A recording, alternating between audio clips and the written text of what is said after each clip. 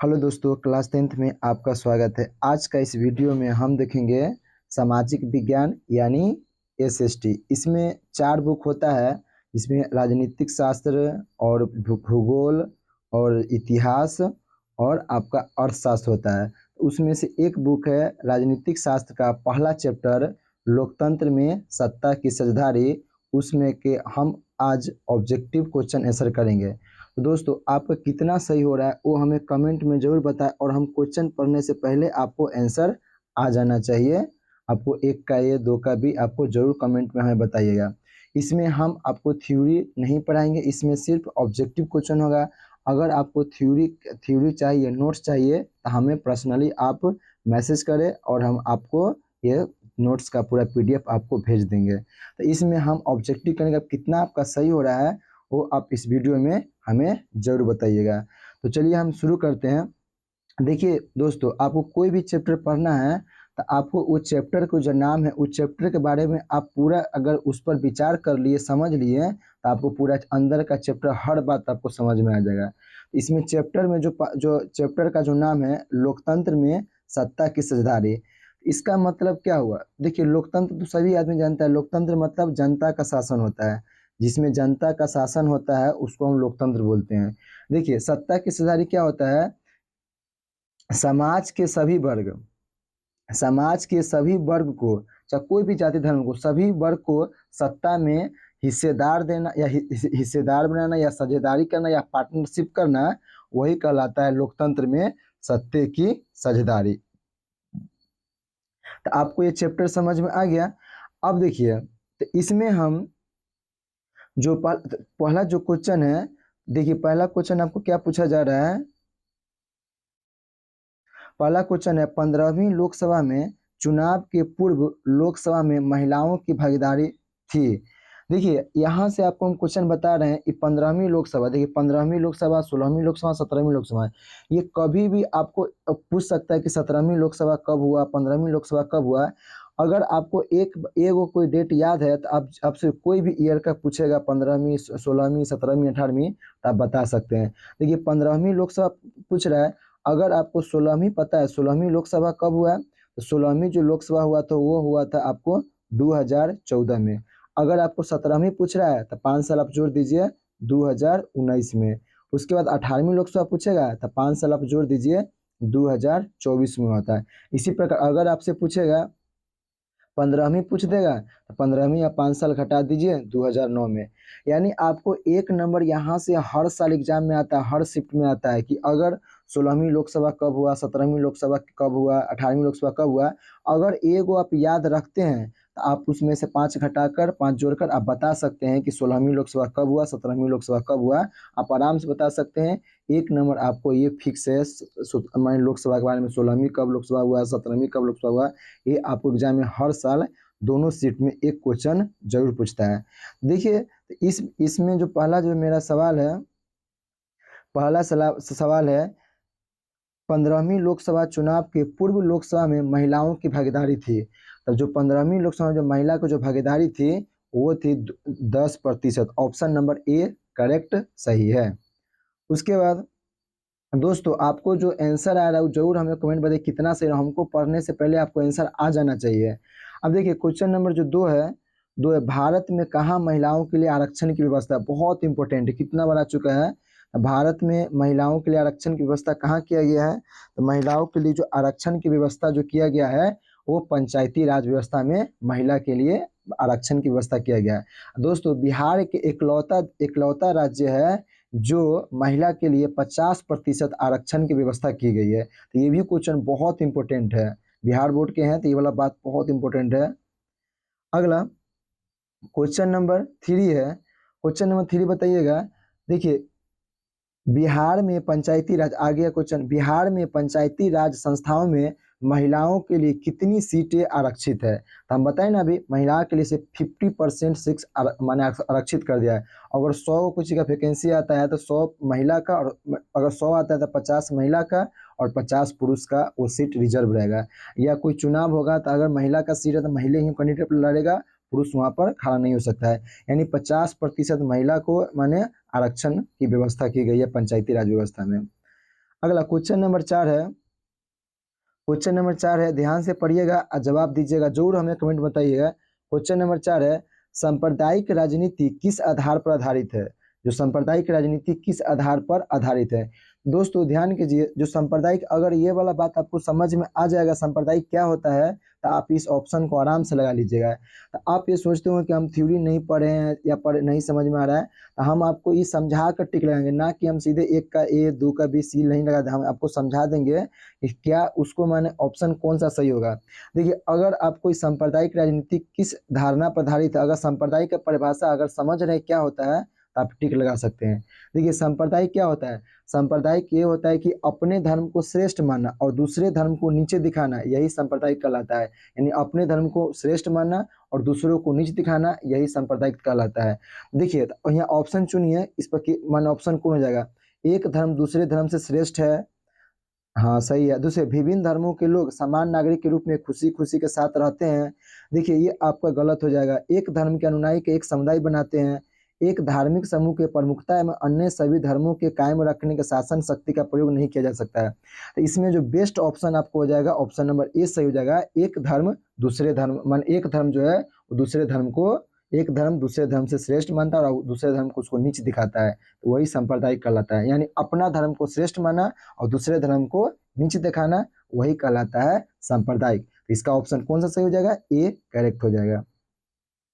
आगे question number 5 है, निम्नलिखित व्यक्तियों में कौन लोकतंत्र में रंगभेद के विरोधी नहीं थे? तो इसमें से कौन ऐसा व्यक्ति है जो रंगभेद क्या है? जो कलर माने जो गोरा और काला, गोरे पर जो भेदभाव करते थे, गोरा है ये काला, उस पर जो भेदभाव जो करते थे, तो कौन ऐसा व्यक्ति है जो रंगभेद के विरोधी नहीं थे? मार्टिन लूथर थे, खुद काला व्यक्ति थे। महात्मा गांधी भी रंगभेद के विरोधी थे। ओलंपिक के धावक टोमो स्मिथ एवं जॉन कार्लस ये भी रंगभेद के विरोधी थे। लेकिन एक व्यक्ति है जो जेर गुरी, ये रंगभेद के विरोधी नहीं थे। ऑप्शन नंबर आपका डी आपका करेक्ट हो जाएगा, ये विरोधी नहीं थे, जेर गुरी। क्वेश्चन नंबर 6 है दोस्तों, 6 नंबर बोल रहा है कि जब हम लैंगिक विभाजन की बात करते हैं तो हमारा अभिप्राय होता है। देखिए, लैंगिक विभाजन पर विचार कीजिए। लैंगिक विभाजन क्या होता है? जो लिंग के आधार पर विभाजन की बात करते हैं, जो महिला के लिए महिला को ये काम, महिला को घर में रहना है, पुरुष को बाहर रहना है, माने महिला को घर में ही काम करना है। तो जो लिंग के आधार पर जो विभाजन को जो बात करते हैं ना, तो इसका मतलब क्या हुआ? ऑप्शन पढ़िए। स्त्री और पुरुष के बीच जैविक अंतर नहीं, गलत है। अगला, समाज द्वारा स्त्री और पुरुष को दी गई असमान भूमिकाएं, ये करेक्ट है, क्योंकि हमारा समाज ही बोलता है कि भाई महिला है घर में काम करेगी, ये पुरुष है ये बाहर काम करेगी। यही हमारा समाज में ये विभाजन की बात करते हैं। कौन? हमारे समाज में विभाजन का बात कौन करता है? स्त्री और पुरुष की दी गई असमान भूमिकाएं। आगे जो आपका क्वेश्चन है 7 है, भारतीय संविधान के बारे में इनमें से कौन सा कथन सही है? भारतीय संविधान के बारे में कौन सा कथन सही है वो आपको चुनना है। देखिए, यह धर्म के आधार पर भेदभाव को मनाही करता है, हाँ सही है। ये धर्म के आधार पर, माने यहाँ पर 7 धर्म रहता है, सिख माने हिंदू धर्म, मुस्लिम, सिख, ईसाई, बुद्ध, ये सब यहाँ पर धर्म है। तो यहाँ पर सब धर्म है, तो यहाँ पर किसी थोड़ी ना किसी एक धर्म को हम एक धर्म को मानकर उसको हम आगे बढ़ाएंगे। यहाँ पर सभी धर्म को रहने का व्यवस्था, यहाँ सभी धर्म आराम से रहता है। एक धर्म, यह धर्म के आधार पर भेदभाव को मनाही करता है, हाँ तो हमारा संविधान ही है, माने धर्म के आधार पर भेदभाव मनाही करता है। दूसरा है, यह एक धर्म को राजकीय धर्म मानता है, नहीं भाई गलत है, एक धर्म को कभी राजकीय धर्म नहीं मान सकता है। यह लोगों को कोई भी धर्म मानने की आज़ादी नहीं है, हाँ ये भी गलत है। महिलाओं में मतदान के अधिकार का अभाव है, हाँ तो ये देखिए, तो आपको जो करेक्ट आंसर जो ना, हमारा जो संविधान जो है इनमें से जो सही है, ये धर्म के आधार पर भेदभाव को ये मना करता है। ऑप्शन नंबर आपका ये सही हो जाएगा। आगे जो क्वेश्चन है, क्वेश्चन नंबर 8 है, अंतर्राष्ट्रीय महिला दिवस किस तिथि को मनाया जाता है? बहुत इंपॉर्टेंट, कितना बार क्वेश्चन आ चुका है। अंतर्राष्ट्रीय महिला दिवस है वो 8 मार्च को मनाया जाता है। कब मनाया जाता है? 8 मार्च। किसके द्वारा घोषणा किया गया था? तो यूएनओ के द्वारा किया गया था, संयुक्त राष्ट्र संघ के द्वारा घोषणा किया गया था। 8 मार्च को अंतर्राष्ट्रीय महिला दिवस मनाया जाता है। दोस्तों आगे क्वेश्चन नंबर 9 है, सांप्रदायिक राजनीति आधारित है। सांप्रदायिक यानी परिभाषा, जब माने अपने धर्म को श्रेष्ठ मानना, दूसरे धर्म को नीचे दिखाना, वही कहलाता है सांप्रदायिक। अब बताइए सांप्रदायिक राजनीति आधारित होती है किस पर? धर्म पर, जाति पर, क्षेत्र पर, इनमें से कोई नहीं। तो भाई सांप्रदायिक ये धर्म पर आधारित होती है। तो क्वेश्चन नंबर 9 का ऑप्शन हो जाएगा ए, धर्म पर। आगे क्वेश्चन नंबर 10 है 16वीं लोकसभा में महिलाओं सदस्य की संख्या कितनी थी? 16वीं लोकसभा, हम बताएं ना, अगर 16वीं 17वीं 18वीं ये वर्ष आपको पता है तो आराम से आप 1 नंबर गेन कर सकते हैं। तो 16वीं लोकसभा में जो महिला के सदस्य थी 16वीं यानी 2014 में, मात्र 61 ही महिला का उसमें योगदान थी। 16वीं में जो थे मात्र 61 ही महिला सदस्य उसमें संख्या था लोकसभा में। तो 10 का आंसर क्या हो जाएगा? ए हो जाएगा। आगे क्वेश्चन नंबर 11 है अंतर्राष्ट्रीय महिला दिवस की घोषणा किस संस्था ने की है? यानी बताए थे ना हम, अंतर्राष्ट्रीय महिला की जो घोषणा किया गया था वो यूएनओ के द्वारा संयुक्त राष्ट्र संघ। ऑप्शन नंबर 11 का बी सही हो जाएगा। क्वेश्चन नंबर 12 है निम्नलिखित में से किस समुदाय ने ब्रुसेल्स में बहुमत का गठन किया? माने ब्रुसेल्स में कौन सा जो समाज था जो अपना बहुत ज्यादा माने अपनी भाषा में माने बहुमत ज्यादा किए थे? तो वो जो था ना डच भाषाई समुदाय, यानी डच जो है ना, डच भाषाई समुदाय वो सबसे ज्यादा बहुमत का गठन किया था। तो ऑप्शन नंबर 12 का क्या हो जाएगा? बी सही हो जाएगा। ऑप्शन नंबर 12 का बी हो जाएगा। आगे जो आपको क्वेश्चन नंबर 13 है राष्ट्रवादी और यूके सरकार के बीच कब समझौता हुआ? देखिए राष्ट्रवादी यानी उत्तरी आयरलैंड और यूके यानी ब्रिटेन यानी अंग्रेज, जो उसके बीच में समझौता हुआ था कि उत्तरी आयरलैंड को ये यूके के सरकार में मिला दिया जाए, या इसी का समझौता जो हुआ था ना वो 1998 ईस्वी में हुआ था। 1998 ईस्वी में। 13 का सी ऑप्शन हो जाएगा 1998 ईस्वी में। क्वेश्चन नंबर 14 देखिए, बताइएगा आप लोग जरूर कमेंट में। क्वेश्चन नंबर 14 देखिए, निम्न में से किसने कहा है कि धर्म को कभी भी राजनीति से अलग नहीं किया जा सकता है? बहुत इंपॉर्टेंट है। तो ये जो बोलने वाले व्यक्ति के नाम है उनको नाम है महात्मा गांधी। तो महात्मा गांधी का जो कहने का मतलब था कि धर्म जो माने जो राजनीतिक है ना वो धर्म से कभी अलग नहीं हो सकता है। तो महात्मा गांधी के कहने का सेंस ये था कि जो धर्म में जो अच्छे अच्छे बात है उसको राजनीतिक में लाया जाए, लेकिन अभी का जो नेता लोग है वो है हमारे मुद्दा बनाया जाता है, धर्म का ही मुद्दा बनाकर वो राजनीति करता है। लेकिन महात्मा गांधी का ये कहने का साफ मतलब नहीं था कि धर्म को राजनीतिक में, वहां पर जो धर्म में जो अच्छे अच्छे बात है उसको राजनीति में लाया जाए, विचार इसमें लाया जाए, ना कि धर्म को यहाँ पर राजनीतिक मुद्दा बना देना। तो ये हो जाएगा, कहने वाला व्यक्ति कौन था? महात्मा गांधी। 14 का आंसर हो जाएगा बी, करेक्ट हो जाएगा। अब देखिए 15 क्वेश्चन नंबर 15 है निम्न में से क्या क्षेत्रवाद की भावना का एक कुपरिणाम है? देखिए दोस्तों हम आपको बताते हैं क्षेत्रवाद, अगर कोई भी माने किसी भी शब्द में अगर वाद लगा हुआ है, अगर देखिए बहुत बड़ा बात बता रहे हैं आप, ध्यान से सुनिए, अगर किसी में भी वाद लगा हुआ है जैसे राष्ट्रवाद, नारीवाद, क्षेत्रवाद, अगर वाद लगा हुआ है, जातिवाद, उसमें एक ही बात समझिए कि वाद माने अपने जैसे जातिवाद अपने धर्म के माने अपने जात से प्रेम करना, स्नेह करना, राष्ट्रवाद अपने देश के प्रति स्नेह करना, प्रेम करना, ये क्या है? राष्ट्रवाद कहलाता है। क्षेत्रवाद अपने क्षेत्र से, जैसे बिहारी है तो अपने बिहारी से माने अपने बिहार से ज्यादा प्रेम करना, लगाव रखना, वही कहलाता है बिहारी। यानी अपने क्षेत्र से जो लगाव रहता है, यानी अपने जो जिसमें वाद लगा हुआ है, जिसमें उसको क्षेत्र से या राष्ट्रवाद यानी उसको राष्ट्र से प्रेम लगाव रहता है, स्नेह रहता है, उसी को हम लोग बोलते हैं क्षेत्रवाद। तो क्षेत्र माने अपने क्षेत्र से लगाव है, प्रेम है, तो उस अगर कोई व्यक्ति अगर क्षेत्रवाद की भावना का एक कुपरिणाम क्या हो सकता है?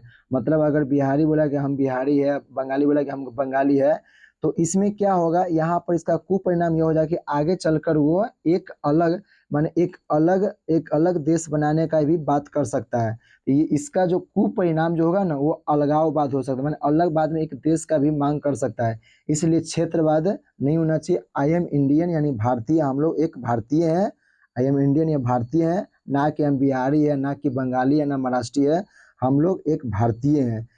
तो ये भावना से होना चाहिए। तो ये क्या हो जाए, अगर इसका कुपरिणाम यही होगा, अलगाववाद हो जाएगा, क्योंकि इसमें अलग एक क्षेत्र मांगने का कर सकता है। तो ये तो आपका अलगाववाद हो जाएगा।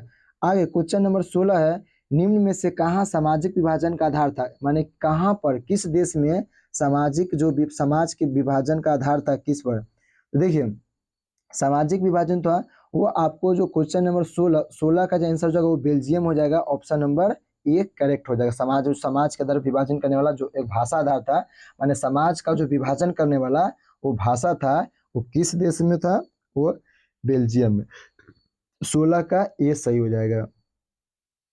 क्वेश्चन नंबर 17 है, अंतर्राष्ट्रीय महिला दिवस की घोषणा किस वर्ष की गई थी। तो आपको याद कीजिए अंतर्राष्ट्रीय महिला दिवस कब मनाया जाता है, 8 मार्च को।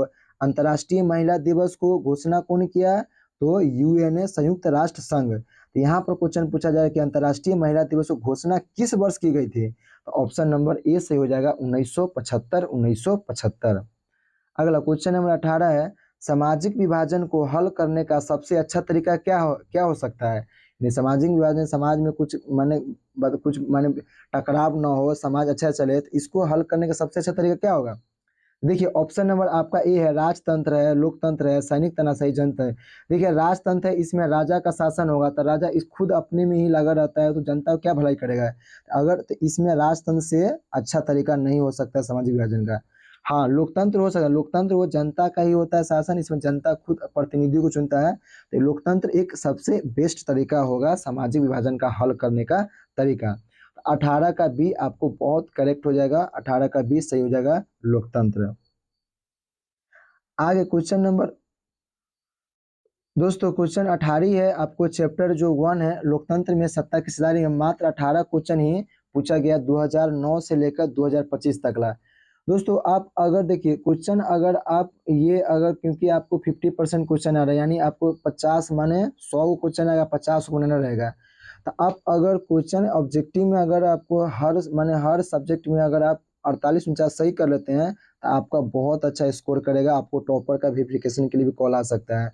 तो आज हम इस वीडियो में बताए हैं, तो आप हमें ज़रूर इस कमेंट में बताएं कि आपका कितना सही होगा, ये आपको टास्क है कितना सही, हमें ज़रूर बताइए। अगर आपको इसका नोट्स चाहिए, इसका थ्योरी का नोट्स चाहिए, तो अब हमें कमेंट में लिखें और हमें बताएं, तो हम आपको वो नोट्स आपको पर्सनली सेंड कर देंगे। और दोस्तों आपका ये टारगेट है कि आप अपने दोस्त को जरूर बताइए इस चैनल के बारे में, और उस चैनल को सब्सक्राइब करिए और शेयर कीजिए दोस्तों के साथ। थैंक यू, धन्यवाद।